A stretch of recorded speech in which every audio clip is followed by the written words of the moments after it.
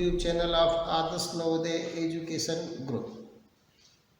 देखिए, हमने पढ़ लिया था इसके टेंस का फर्स्ट पार्ट पढ़ा था हमने, और टेंस के रूल्स आपको बताए थे असर्टिव के।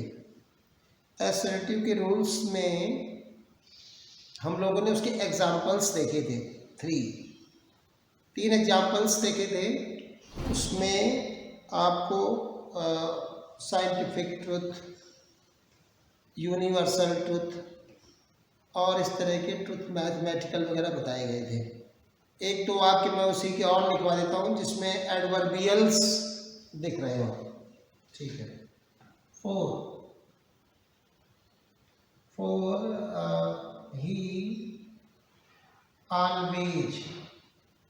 he always get up early in the morning। ठीक है। देखिए, ये जो ऑलवेज वर्ड है ना, ये ऑलवेज मतलब हमेशा, ऐसा करता है, ये एक हैबिट, आदत को शो कर रहा है। तो अगर आदत को शो कर रहा है तो इसका मतलब है कि ये प्रेजेंट इंडेफिनिट ही होगा। तो इसमें हम वर्ब देखते हैं, सब्जेक्ट देखते हैं। हम देखते हैं कि सिंगुलर सब्जेक्ट है, तो इसके लिए सिंगुलर सब्जेक्ट में ऐसा जाएगा, गेट्स अप। ये वर्ड है, ये एक एडवर्बियल है जो मैंने आपको बताए थे कि ऑलवेज और आपका ऑफन, सेल्डम, नेवर, इस तरह के शब्द जो एडवर्बियल बताए थे, पहचान के शब्द, क्रिया विशेषण शब्द जो प्रेजेंट इंडेफिनिट को दिखाते हैं। अब हम दूसरा वाक्य शुरू करते हैं। प्रेजेंट इंडेफिनिट हो गया, टेंस हो गया। दूसरा है present continuous tense. Present continuous tense. Okay.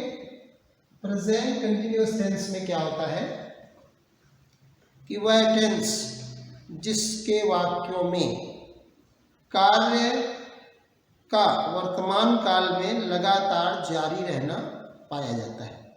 इसमें क्या होता है, ये क्लियर नहीं होता कि कार्य शुरू कब हुआ और पूरा कब होगा। ये दो बातें इसमें नहीं होती।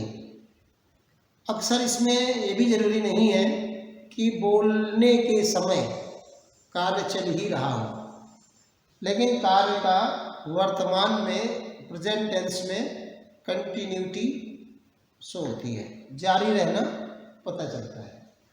तो इसके रिकॉग्निशन में नंबर 1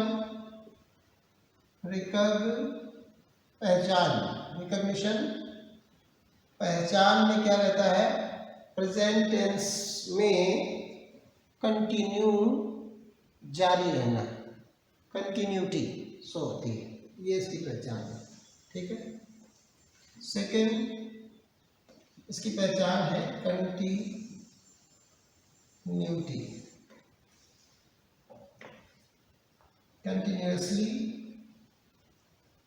कंटिन्यूअसली कैरी ऑन, जारी रहना। ठीक है। नंबर 2 इसका आपकी हेल्पिंग वर्ब है जो सभी सब्जेक्ट्स के साथ वर्ब की फोर्थ फॉर्म आती है, आईएनजी फॉर्म। ठीक है। और जो मेन वर्ब है वो तो, और हेल्पिंग वर्ब जो है वो आपकी सिंगुलर के साथ इज, प्लूरल के साथ आर और आई के साथ एम। ठीक है। और थर्ड आपका मेन वर्ब में वर्ब की फोर्थ फॉर्म या आईएनजी फॉर्म जिसे हम कहते हैं। आईएनजी फॉर्म बनाते समय थोड़ी सावधानियां बरतिए। कई बार हम जिस शब्द के साथ आईएनजी जोड़ते हैं उसमें कुछ वर्ड्स हटते हैं या कुछ जुड़ते हैं, इसकी सावधानी। फोर्थ आपका एडवर्बियल्स है। एडवर्बियल्स का मतलब होता है क्रिया विशेषण शब्द जो इसकी पहचान कराते हैं। इसमें आपका नाउ, टुडे, नाउ-अ-डेज, ये नाउ-अ-डेज एक ही शब्द है। किसी भी शब्द, किन्हीं भी शब्दों के बीच में अगर ये हाइफन, इसे हम कहते हैं हाइफन, ये योजक चिन्ह है जो दो या दो से अधिक शब्दों के बीच में लगकर उन्हें एक शब्द में बदल देता है। नाउ-अ-डेज से मतलब होता है इन दिनों, आजकल। तो नाउ, टुडे, नाउ-अ-डेज, दिस इवनिंग, ऐसे, this evening, this day, this etc, या at this evening, at this or in this year, ऐसे, at this evening, at this night etc etc, या हो सकता है इसमें दिस और दीज, ये नियरनेस को शो करते हैं। तो in these days, years, months etc, at present,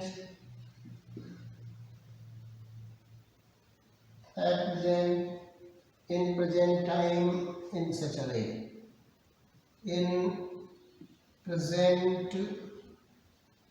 time,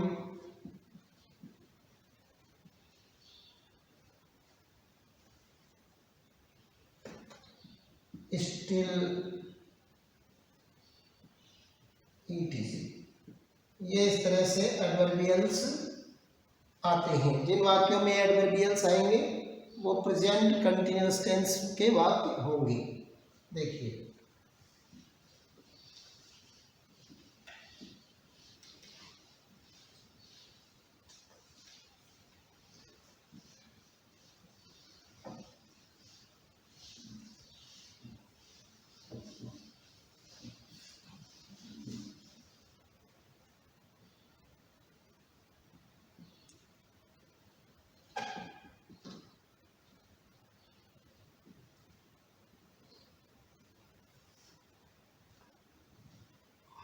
इसके एग्जाम्पल देखते हैं।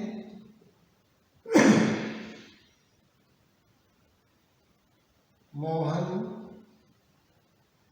डॉट डॉट डॉट डॉट और study now in the room. ठीक है, अब आप देखिए ये क्या है, ये एक एडवर्बियल है नाउ, जो मैंने बताया था कि अगर है तो प्रेजेंट कंटिन्यूअस टेंस होगा। तो अब आप प्रेजेंट कंटिन्यूअस में इज एम आर लगाएंगे। मोहन सिंगुलर सब्जेक्ट है तो इज आएगा, और स्टडी में हम लोग स्टडी में आईएनजी लगा देंगे, इज स्टडीइंग हो जाएगा। ठीक है, number 2,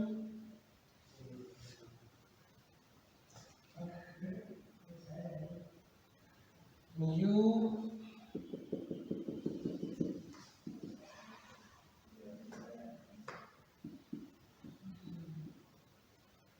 live in your village nowadays।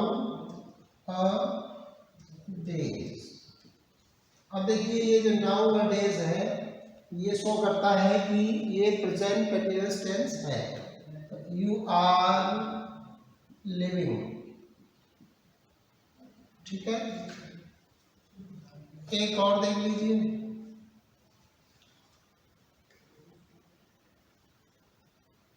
Eight this time at this time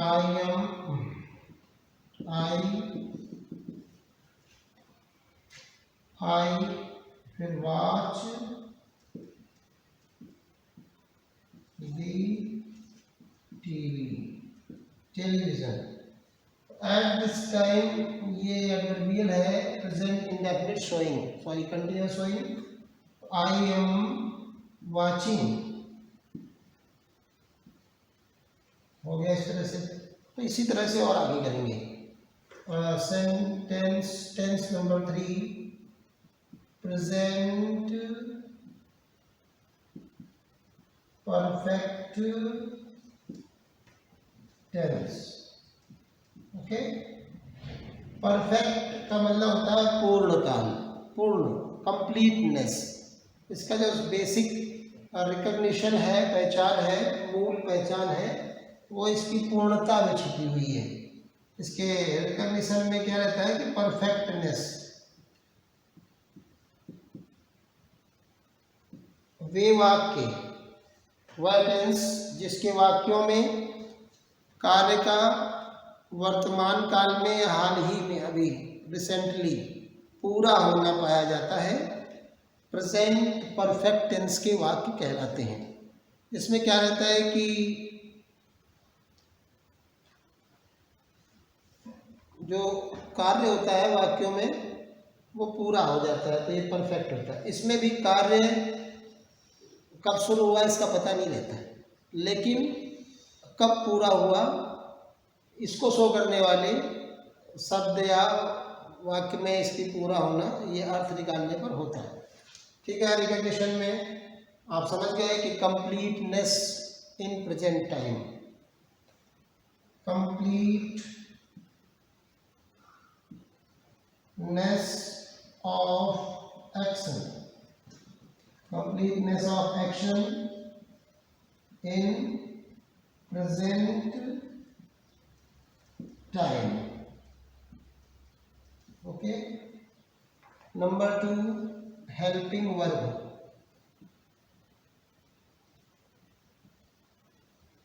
Helping verb में there are 2 helping verbs for singular and for plural. Singular में आती है हैज और प्लूरल में कौन सी आती है, हैव। ठीक है, जो थर्ड नंबर है वो है मेन वर्ब। मेन वर्ब में वर्ब की थर्ड फॉर्म। ठीक है, in most third forms have ed after them. Okay, so adverbials,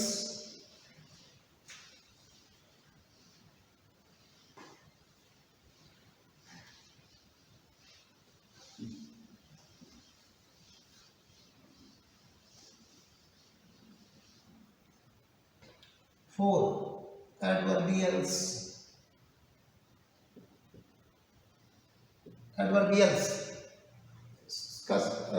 देखिए, कोई भी काम अभी हाल ही में पूरा हुआ है या पहले ही पूरा हो चुका है तो ऑलरेडी ये पहले ही को शो करता है। ऑलरेडी, जस्ट अभी हाल ही में पूरा हुआ है, अभी तुरंत थोड़ी देर में। ठीक है, जस्ट, टिल या टिल नाउ या एट, अभी तक। टिल नाउ का मतलब भी अभी तक है, टिल तक। Just, till now, yet, by now भी आता है। देखिए, सिर्फ नाउ आता है तो कंटिन्यूअस टेंस होता है, लेकिन टिल नाउ या बाई नाउ में परफेक्ट टेंस होता है, present perfect. By now, recently, अभी हाल ही में काम पूरा हुआ है, या लेटली, सबसे बाद में जो निकटतम रिसेंटली का ही सिनोनिम है लेटली। इस तरह से ये जो शब्द आते हैं, already, just, till now, yet, by now, recently, lately वगैरह, ये प्रेजेंट परफेक्ट टेंस को शो करते हैं। Rarely etc। ओके, तो इस तरह से आप जब ये वाक्य देखोगे, जिन वाक्यों में ये शब्द आए वो प्रेजेंट परफेक्ट के होंगे। देखिए इनके examples, the train dot dot dot depart, यहाँ पर एक शब्द रह गया अभी, द ट्रेन या बीच में जस्ट, जस्ट, ठीक है, the train dot dot just dot depart, ठीक है। अब आप देखिए जस्ट आ गया ना, तो इसका मतलब परफेक्ट टेंस है, प्रेजेंट परफेक्ट। तो आप ट्रेन एक सिंगुलर सब्जेक्ट है, तो आप देखिए कि यहाँ पर आएगा हैज, और यहाँ पर वर्ब की थर्ड फॉर्म में क्या होगा, डिपार्टेड। तो the train has just departed, verb की थर्ड फॉर्म। सेकेंड देखिए, आई already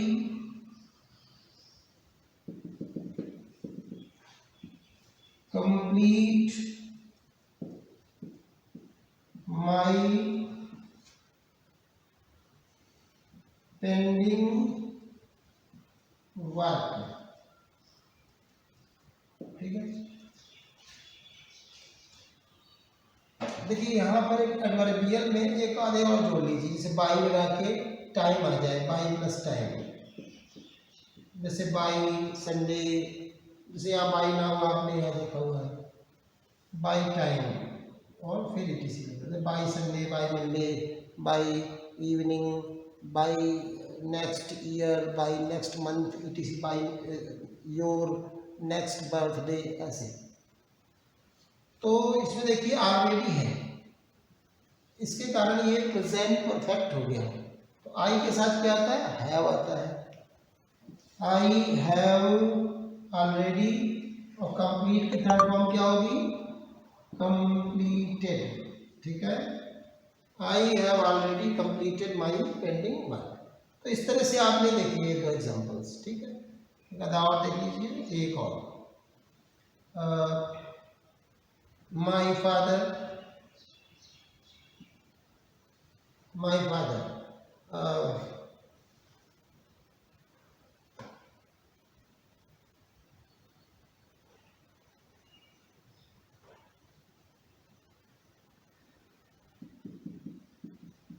not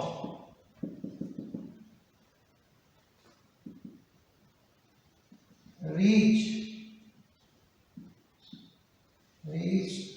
Delhi at, और ये देखिए एट आ गया ना, ये परफेक्टनेस को शो करता है। तो यहाँ फादर के बाद क्या होगा, हैज, और रीच्ड, रीच की थर्ड फॉर्म रीच्ड। तो इस तरह से आपने देख लिया कि ये प्रेजेंट परफेक्ट है, और किस तरह से होता है ये आपने देख लिया। Fourth, present perfect continuous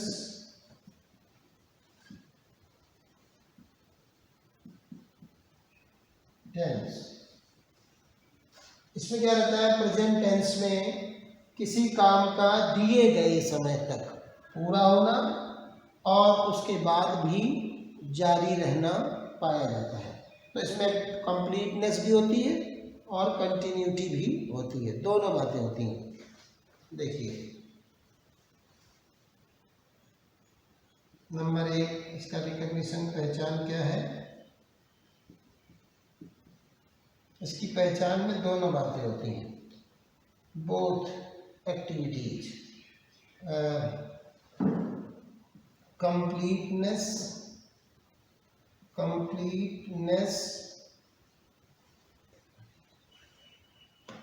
at given time and continuity also, activity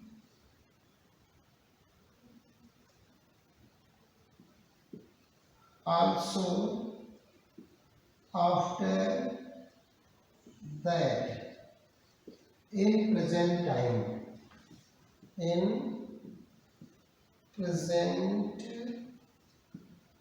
time, ये इसकी रिकग्निशन होती है।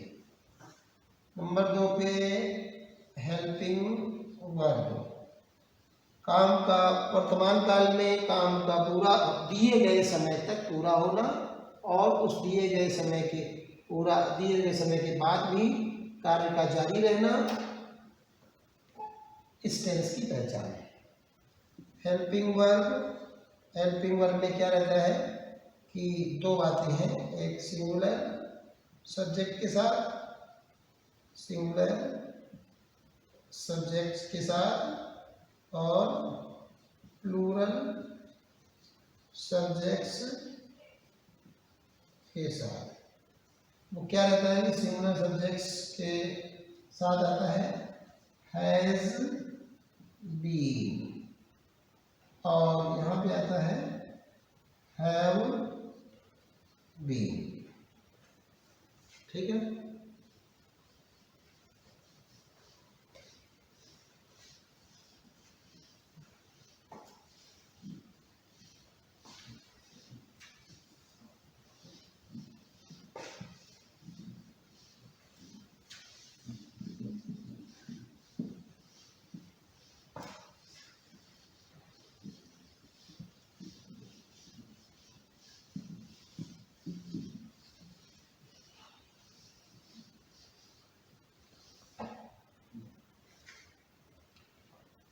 हेल्पिंग वर्ब हो गई। थर्ड आपका मेन वर्ब, इसमें क्या रहता है, वर्ब की फोर्थ फॉर्म आती है, वही आईएनजी फॉर्म, फॉर्म। इसके बाद आपके चौथे नंबर पर एडवर्बियल्स। तो मैं आपको बताऊं इसमें कोई खास एडवर्बियल्स नहीं आते हैं, इनमें क्या रहता है सिंस फॉर आता है टाइम के लिए। टाइम में देखिए इसमें क्या रहता है कि प्रेजेंट में सिंस फॉर आएगा और कोई पास्ट या फ्यूचर को इंडिकेट करने वाला वर्ड नहीं आएगा। तो इसका मतलब है कि ये प्रेजेंट कंटिन्यूअस, सिंस फॉर आ जाए, सिंस या फॉर आए, उनमें से कोई भी आए और आपका पास्ट या फ्यूचर को इंडिकेट करने वाला, शो करने वाला कोई वर्ड नहीं आना चाहिए। तो टाइम दिया होता है, तो टाइम जो दिया होता है उस टाइम दो तरह के होते हैं, एक होता है पॉइंट ऑफ टाइम और एक होता है पीरियड ऑफ टाइम।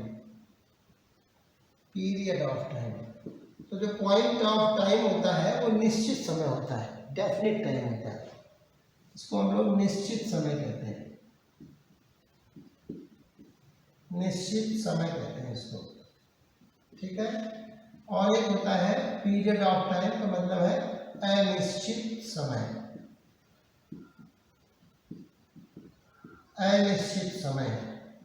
तो ये जो अनिश्चित समय है और जो निश्चित समय है दोनों के लिए, इसके लिए आता है सिंस सबसे लास्ट में, टाइम के पहले, और इसके लिए आता है फॉर। तो सिंस और फॉर का एक क्राइटेरिया है, होता क्या है, सिंस फॉर दिया हुआ होता है पहले से ही, इसलिए हमें इसको लगाने के रूल्स समझने की कोई आवश्यकता नहीं है। क्या होता है कि अब जैसे हम ट्रांसलेशन करें तो हमें सीखना है कि भाई हिंदी से इंग्लिश में कन्वर्ट करना है, तो हम सिंस लगाएं कि फॉर लगाएं, लेकिन यहाँ पर सेंटेंस में both since and for are already given, so we need not to think about the rules of it. Okay, ठीक है, ओके। देखिए इसके एग्जांपल्स देख लेते हैं। जो विशेष ध्यान रखने वाली बात है वो ये है कि कोई पास्ट परफेक्ट कंटिन्यूअस टेंस भी होता है और फ्यूचर परफेक्ट कंटिन्यूअस टेंस भी होता है। तो पास्ट परफेक्ट कंटिन्यूअस टेंस में पास्ट का कोई last, gone time, lost time, ऐसे करके पीछे का दिया होगा कोई वर्ड जो इंडिकेट करेगा कि ये पास्ट टाइम है। और फ्यूचर में फ्यूचर टाइम को इंडिकेट करने वाले वर्ड्स होते हैं। हम एग्जाम्पल्स देख लेते हैं इसके। तो I dot dot dot dot dot dot live in Delhi for 5 years. For 5 years. Second number आप देखिए, he dot dot dot dot dot dot work in this company since 1997। अब आप देखिए कि यहाँ पर ये क्या लगा हुआ है, फॉर लगा हुआ है और ये सिंस लगा हुआ है, लेकिन कोई भूतकाल या भविष्यकाल को दर्शाने वाला शब्द नहीं है। इसका मतलब है प्रेजेंट का ही है। तो आपको मैंने बताया था आई के साथ आएगा हैव बीन, और लिव का क्या हो जाएगा, लिविंग, ठीक है। और इसमें क्या हो जाएगा, ही हैज बीन वर्किंग।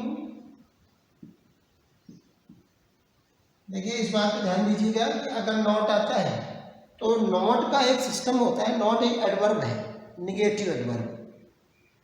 तो ये निगेटिव जो एडवर्ब होता है, एडवर्ब हमेशा सिर्फ एक वर्ब को आगे जाने देता है। इसमें दो शब्द हैं, एक दो, तो ये एक को आगे जाने देगा। मतलब हैव के बाद नॉट है, have not been, has not been, it. Okay, तो इस तरह से ये आपका प्रेजेंट परफेक्ट कंटिन्यूअस टेंस भी हो गया। ठीक है, अब हम पढ़ेंगे अगले पार्ट में पास्ट और फ्यूचर।